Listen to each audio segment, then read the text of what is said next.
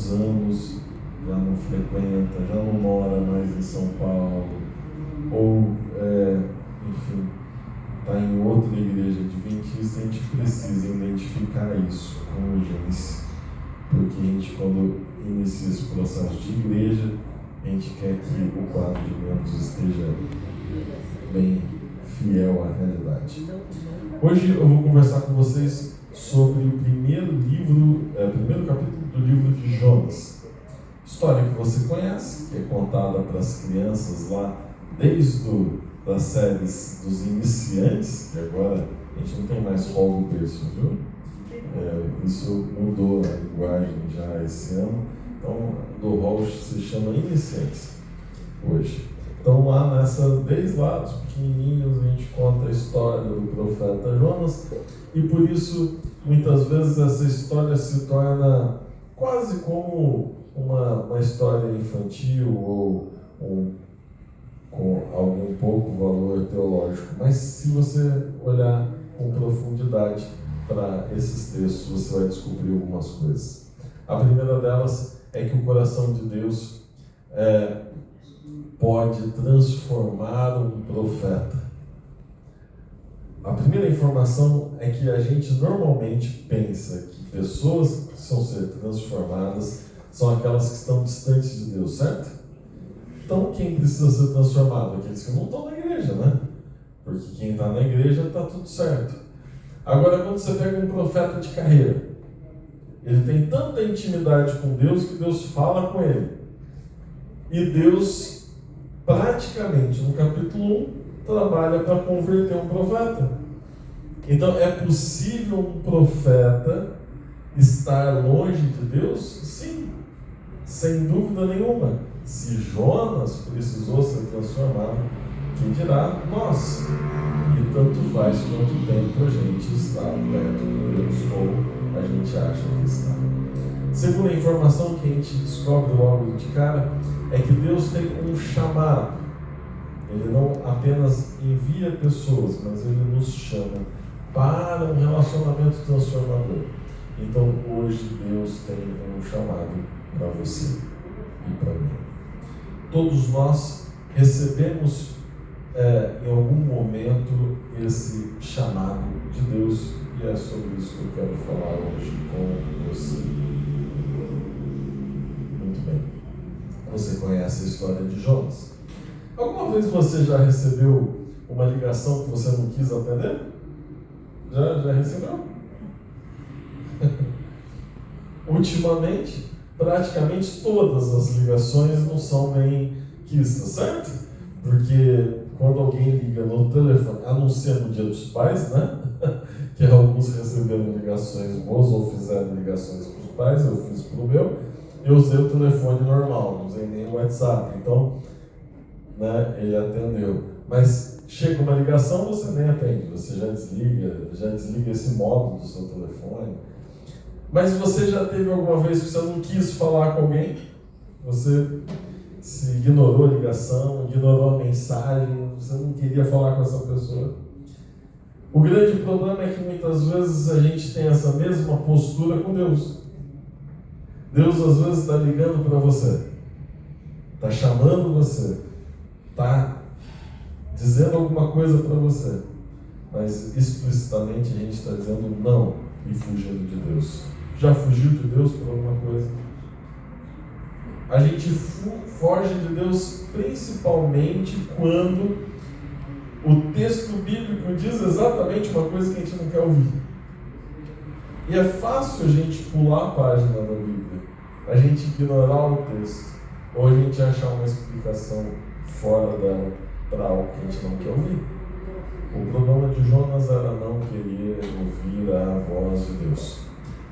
Lá em Jonas, no capítulo 1, versos 1 a 3, se você puder abrir a sua Bíblia e ler comigo, você vai descobrir que Deus chamou Jonas para uma missão. Ali na imagem está uma imagem do que seria Nínive, uma beira-mar, dourada, uma cidade bem metropolitana para a época. A palavra do Senhor, verso 1, veio a Jonas, filho de Amitai, dizendo: levanta-se, vá à grande cidade de Nínive sua maldade subiu até a minha presença. Jonas então se levanta, mas para fugir da presença do Senhor, para Tarsis. Então ele desce para Jope, encontra um navio que ia para Tarsis, pagou a passagem, embarcou no navio para ir com ele para Tarsis, para longe da presença do Senhor. Então Deus vem e chama Jonas, e a atitude de Jonas é ir para longe do Senhor. Isso se parece um pouco com Adão e Eva, por exemplo, quando Deus vai visitá-los lá no jardim. Isso se parece com um monte de outros personagens bíblicos. Isso se parece muito com a gente, que de vez em quando a gente diz assim: se eu me esconder bem escondidinho, não vai achar.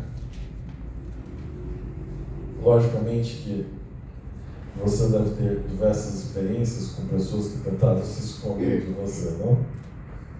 Outro dia o meu cachorrinho achou que podia se esconder de mim.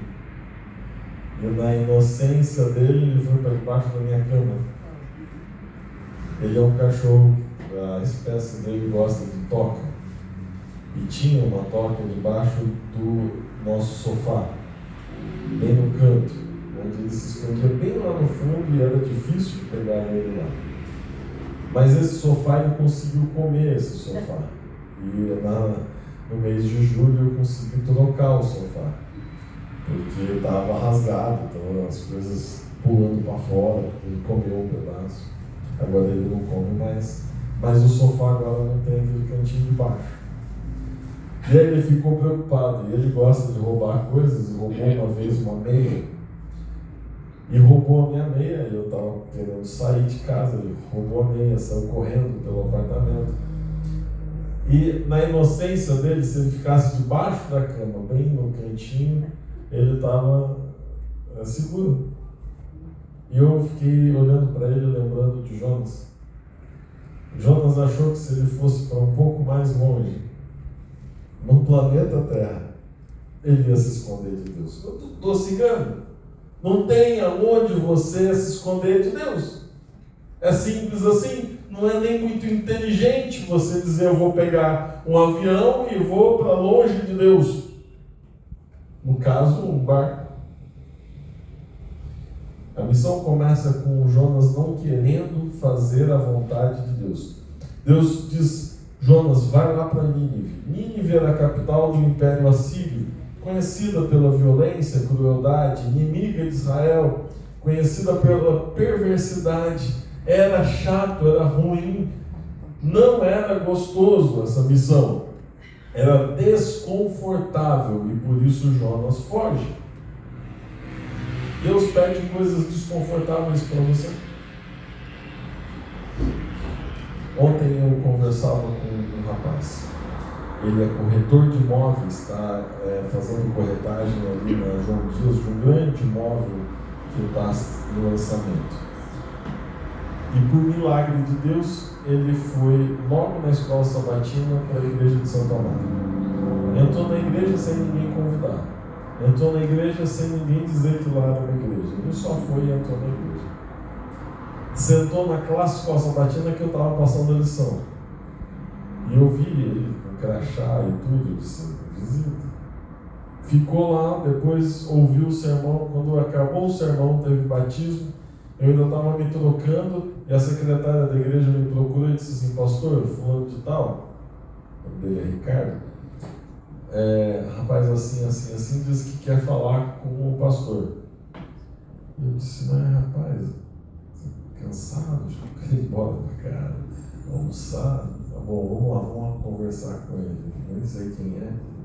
Cheguei lá, ficamos meia hora, saí de 1h da tarde. Ele dizia assim: pastor, minha vida não está confortável em nenhum aspecto, nada está bom na minha vida, então eu devo ser muito mal para Deus não gostar de mim. Esse era o pensamento dele. Eu disse: você se engana no que quase todo mundo se engana, porque a gente acha que conforto é sinônimo de bênção. E não é. Se fosse, Quanto mais rico, mais Deus ama a pessoa, porque tem mais conforto. E a Bíblia está cheia de ilustrações de situações onde isso é mentira. Deus quer te dar conforto, é isso? É isso que Ele quer fazer por você? Você fica doente, você ora e Ele te cura. É isso que acontece? Nem sempre, senão ninguém morria. Se eu sou amado por Deus, Ele me cura sempre, eu nunca vou morrer. Eu preciso pagar uma conta, eu oro e Deus paga. É isso que acontece? Lá na sua casa? Não! Exatamente porque o que Deus prometeu para você não é daqui. Deus não prometeu para o seu profeta conforto, mas ele não tinha entendido, ele queria conforto. Sabe? Às vezes Deus nos envia justamente para as pessoas que preferíamos evitar. Atente-se para o verso 3. Jonas se levantou para fugir da presença do Senhor. Então ele vai para Tarsis, ele desce para Jope. Primeiro ele desce para Jope. Olha o movimento que Jonas faz. Depois ele embarca no navio e desce para o navio. O texto bíblico no verso 4 vai dizer que lá no navio ele estava no porão. E depois do porão, você conhece a história, ele é jogado no mar. E lá dentro do mar ele vai parar no fundo do ventre de um peixe. Quando nós nos afastamos de Deus, qual é o sentido da nossa vida? É afundar. Literalmente. Quanto mais ele fugia de Deus, mais ele descia. Descia fisicamente, espiritualmente. A fuga não aproximou ele de Deus. Nem do conforto que ele queria. Nem da missão que Deus tinha dado para ele. Fugir de Deus não resolveu absolutamente nada. Sabe? Nem sempre mudança é fuga. Nem sempre troca é fuga. Nem toda decisão difícil é desobediência. Mas sempre que as nossas escolhas têm como objetivo evitar aquilo que Deus deixou claro, estamos indo para Tarsis, ou seja, estamos indo para o fundo, para baixo, do pior. Deus não quer isso para você. Deus te chamou para crescer, para subir. A nossa direção é literalmente para cima. Fugir de Deus significa descer. Versos 4 a 12 e o resto da história se desenrola. Mas o Senhor lançou sobre o mar um forte vento. Quem é que faz ter uma tempestade no barco aonde Jonas estava? Quem é?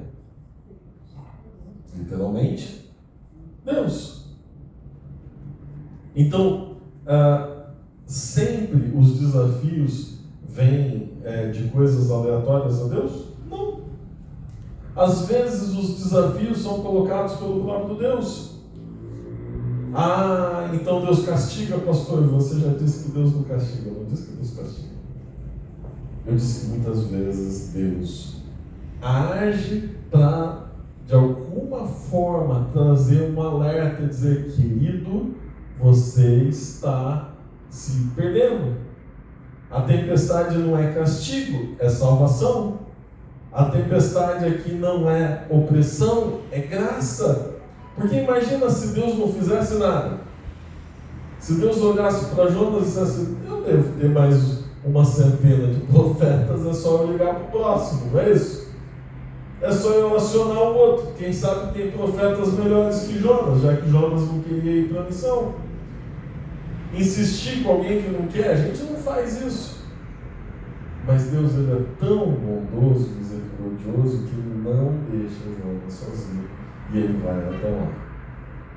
Fato é que depois dessa história, ninguém tem grandes prejuízos, a não ser econômicos. Mas você sabe que Deus não está muito preocupado com prejuízo econômico. Bom, levantou-se uma tempestade tão violenta que parecia que o barco estava a ponto de se despedaçar. Então os marinheiros ficaram com medo e clamavam cada um ao seu Deus. Isso é outra coisa muito importante.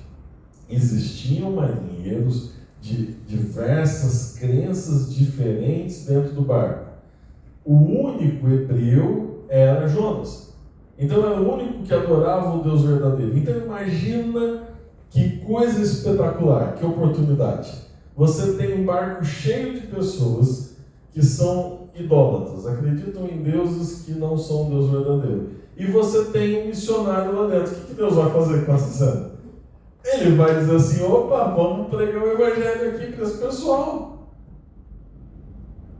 De repente Deus se manifesta de uma maneira que ele, além de conquistar Jonas, ele está mostrando para um monte de gente que eles adoravam o Deus errado.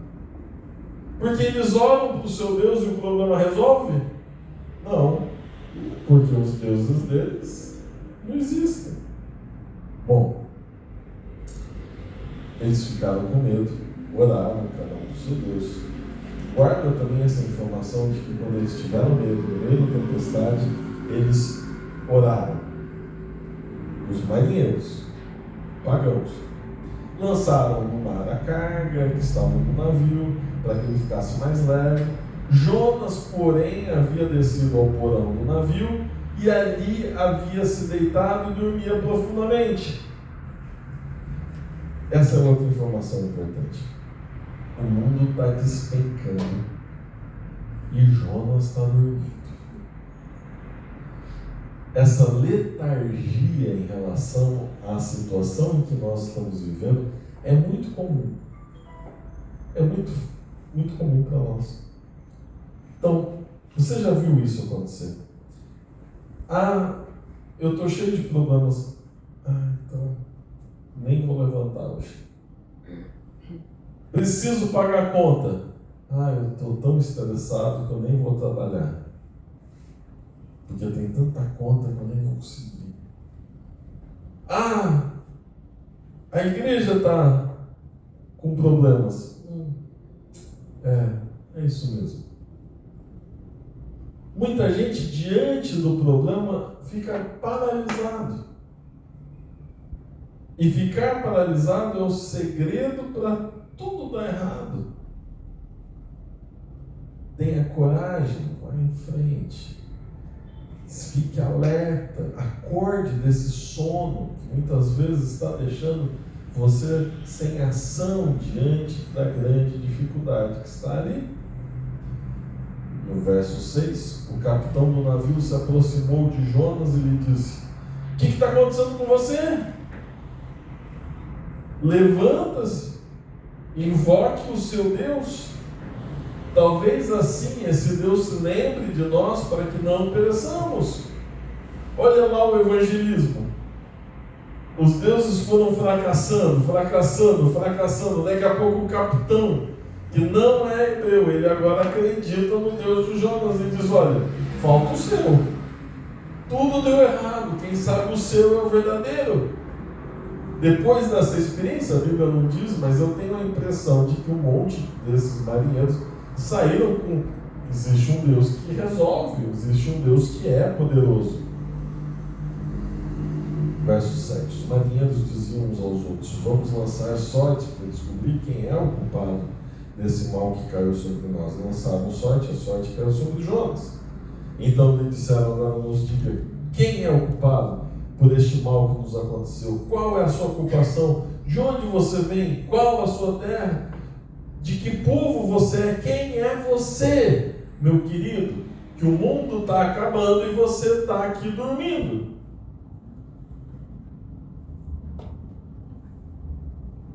Será que a gente está meio dormindo em relação à realidade ao nosso redor? Uma das pautas da reunião de ontem foi nosso pensamento evangelístico no Jardim Província. A gente, ano passado, falava sobre aonde ficaria um tanque batismal aqui na igreja. Que esse seria um grande desafio, como cheia, onde colocar, e vai esquentar. E infelizmente eu não tive esse problema até hoje. A gente está no mês 8 e não temos sinal de batismo. 8 meses. Eu não preciso ir no tanque. Será que não é a gente dormindo e o mundo precisando que a gente faça o que a gente... Qual é a missão que a gente tem que fazer? Será que faltam pessoas aqui perto de nós para ouvirem o Evangelho? Está todo mundo convertido aqui no bairro? Será que a gente não precisa fazer isso? Que o nosso objetivo é ficar só a gente mesmo aqui dentro? Ninguém mais precisa fazer parte dessa comunidade? Às vezes o mar precisa chacoalhar lá fora e os pagãos virem e chacoalharem a gente e dizer: vocês estão dormindo. Jonas respondeu: eu sou hebreu. Eu temo o Senhor, o Deus do céu, que fez o mar e a terra. Então os homens ficaram com medo e lhe perguntaram: o que você fez? Verso 11: o que devemos fazer? Verso 12: me lancem ao mar e o mar ficará calmo. Tempestade não foi acidente, não foi vingança, foi a graça de Deus. Deus poderia substituir Jonas, mas preferiu restaurá-lo. Deus pode fazer a obra aqui no Jardim Prudência sem a gente, mas Ele preferiu você. Sabe, enquanto os marinheiros oravam, eu pedi para você guardar essa informação, oravam, trabalhavam e lutavam pela vida, Jonas dormia. O único que adorava o Deus verdadeiro, no meio da tempestade, escolheu dormir ao invés de orar. Às vezes os não cristãos ou não crentes no Deus verdadeiro estão mais espiritualmente envolvidos do que nós. Versos 5 a 16, agora eu já li até o verso 12, então eu vou continuar daí. Algo acontece de diferente. Em vez disso, os homens remavam, esforçando-se por alcançar a terra, mas não podiam, porque o mar ia se tornando cada vez mais tempestuoso contra eles.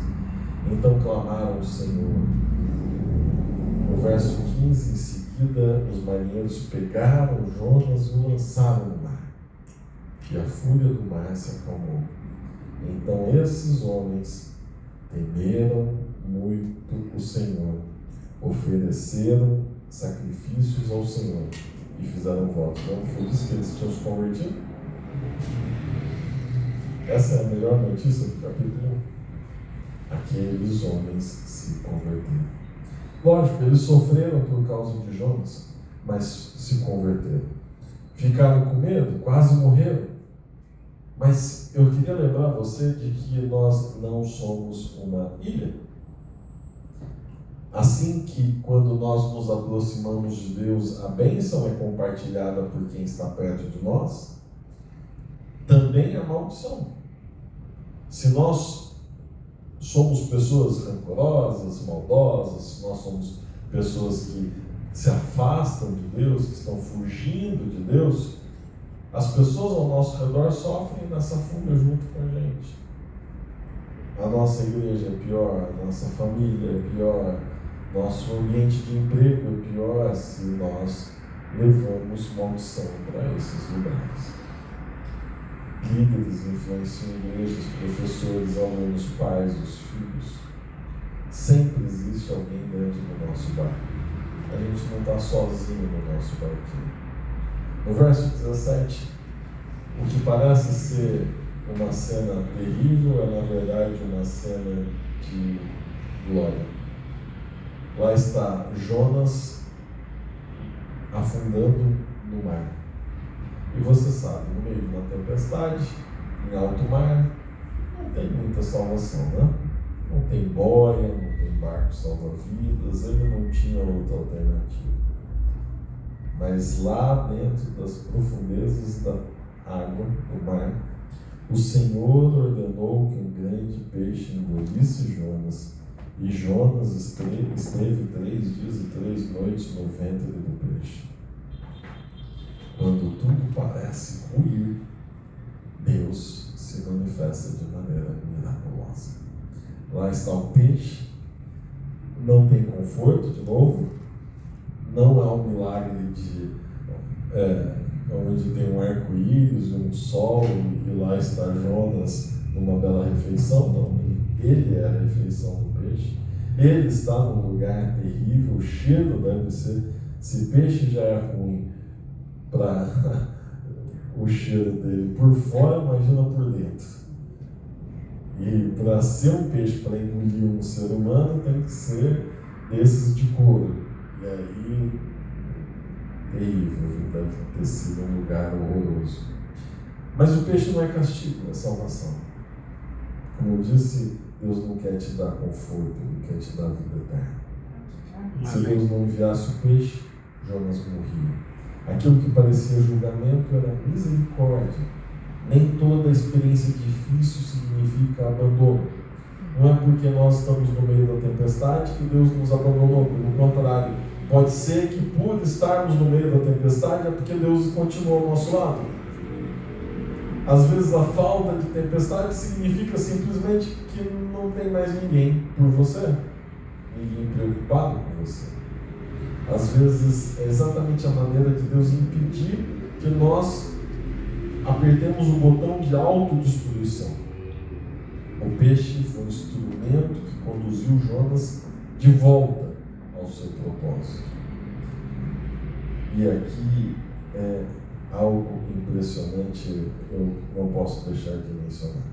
Se você for a Mateus, no capítulo 12, no discurso de Jesus, ele olha para essa cena do verso 17 e diz, Mateus 12, 40, porque assim como Jonas esteve 3 dias e 3 noites no ventre do grande peixe, assim o Filho do Homem estará 3 dias e 3 noites no coração da terra. Jonas ainda vira um tipo de Cristo. Jesus olha para essa cena e diz: isso vai acontecer comigo. Jonas está passando por uma das experiências mais profundas da história da humanidade. Nas profundezas, Jesus disse: ele ficou dentro do peixe, eu vou ficar dentro do coração da terra, sem esperança, sentindo a separação completa com tudo, mas cumprindo o seu propósito. A diferença entre Jonas e Cristo é extraordinária e por isso a comparação é espantosa.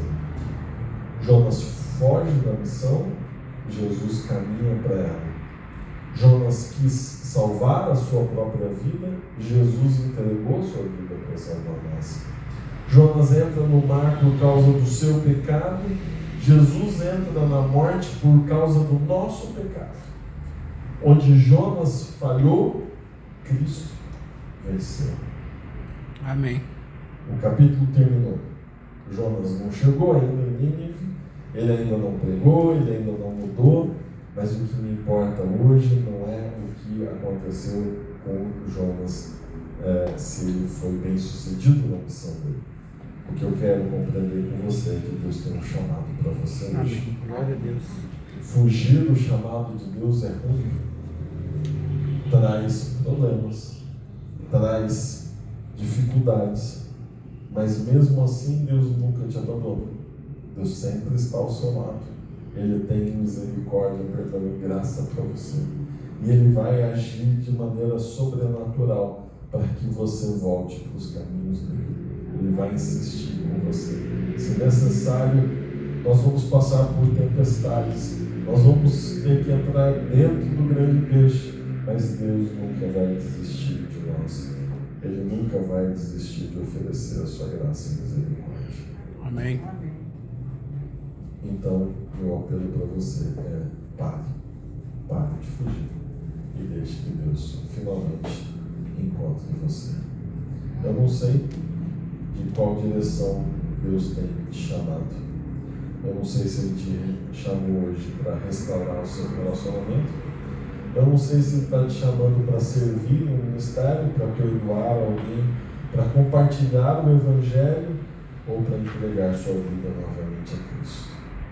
Você tem uma escolha: continuar correndo ou pode descobrir que o lugar mais seguro do mundo não é Tarsis, mas é dentro dos braços de Jesus. Amém. Hoje Deus ainda chama você. E quando Ele chama, a sua graça é maior do que a nossa fuga. E aí, quer se entregar completamente a Cristo? Amém. Quer Eis-me ouvir aqui, o Senhor. chamado dele? Se a sua resposta é sim, fique em pé, eu queria orar por você.